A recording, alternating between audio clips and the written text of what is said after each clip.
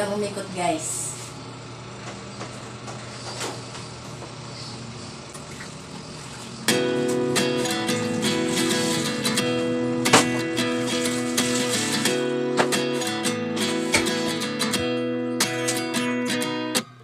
At 29 and I find myself wondering what did happen to the last 10. I ran away with my life, fast forward, never turn back again. It's kind of funny that the more we pass time, the more we need to set the rewind. And 19 was the year I had to leave you, but now I'm seeing all the signs. Is this really happening? I can't believe it's true. I'm just as surprised as you. Is this really happening? I can't be too sure, but one day I'll be yours again.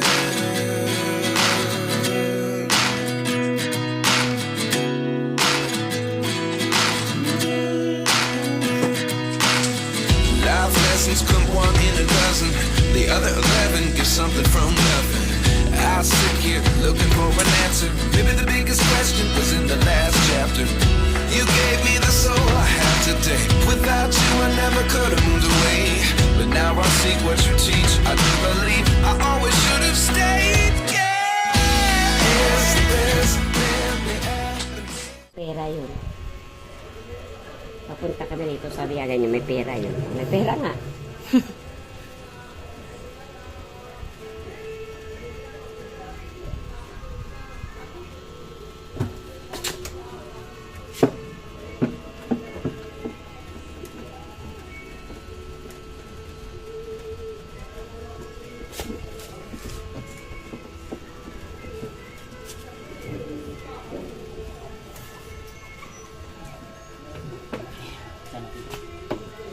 Nakita yung tali.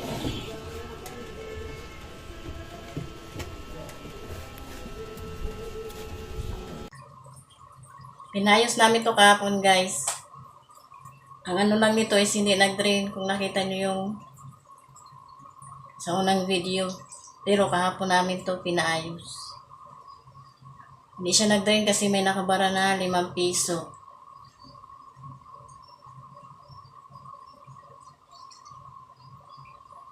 Tapos, nung naayos naman, ayaw umikot. Ano ko lang to?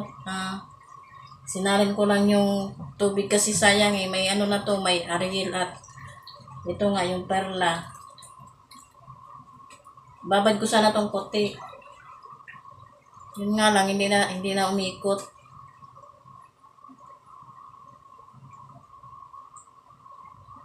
Ngayon, ipapayos ulit kasi puti ito eh. Kaya ko siya, kaya lang.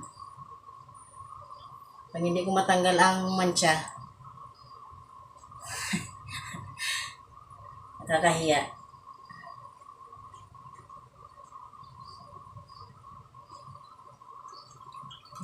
Yung mga sobra pa dito.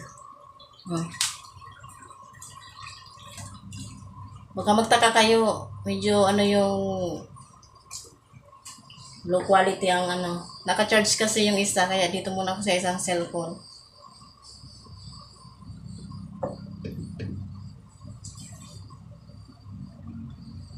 Yung pinagawa namin to, guys, yung sa drain lang ang problema is 200 ang service fee. Ngayon naman, nag-inquire ako. Ang service fee is 300. Hindi pa yun kasama hindi pa kasama yung ano, yung parts. Kung ano man ang sira nito kasi hindi ko alam. Hindi ko alam kung anong kinalikot nung nag-ayos nito. Napaka-specific na sinabi ko na drain lang. Pero hindi ko alam bakit hindi na to umikot. Ayan o, punong-puno yung planggana ng tubig. Ayan na naman guys yung washing sa labas. Naantay ko na lang yung reply ng gagawa. Ay guys, naayos na tong washing kanina. Saglit lang kasi ano, problema pala nito is yung belt hindi niya naikabit.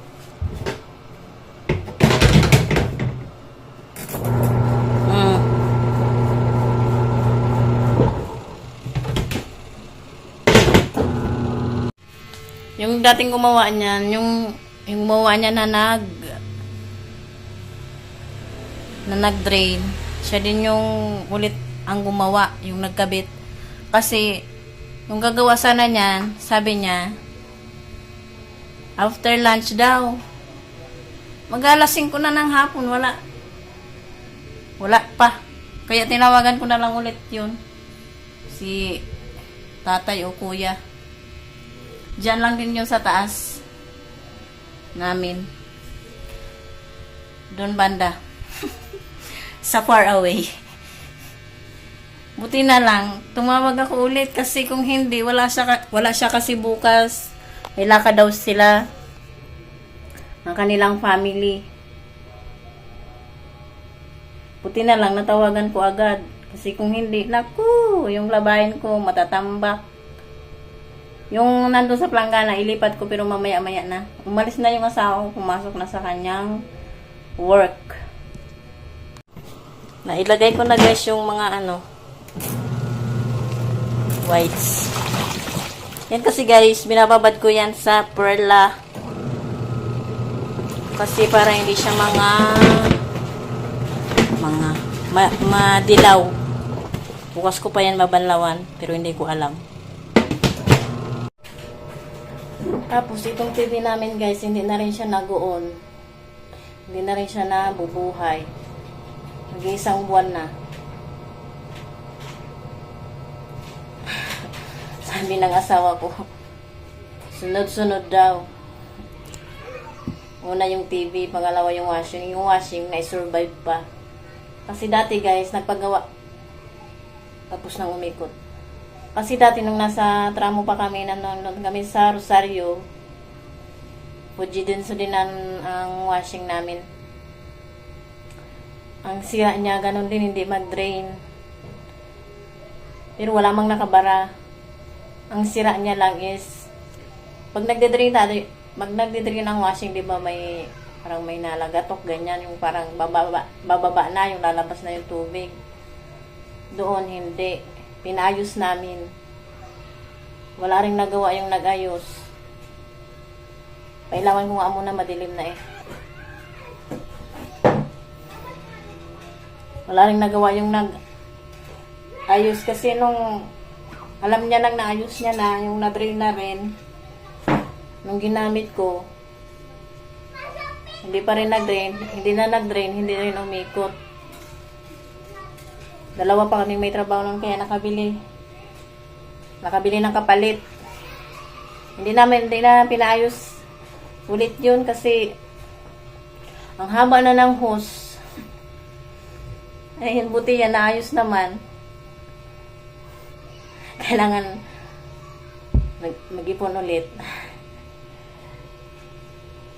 Itong TV, hindi na yan alam kung ipapaayos pa yan or i-let go na. Ano yan, same sila. 5 years. Alam ko, Your Honor. Tanda ko, Your Honor.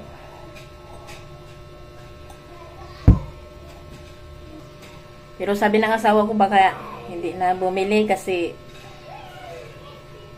puro lang naman cellphone. Saka may may pinaghahandaan niya na ang pag-uwi doon sa kanilang isla.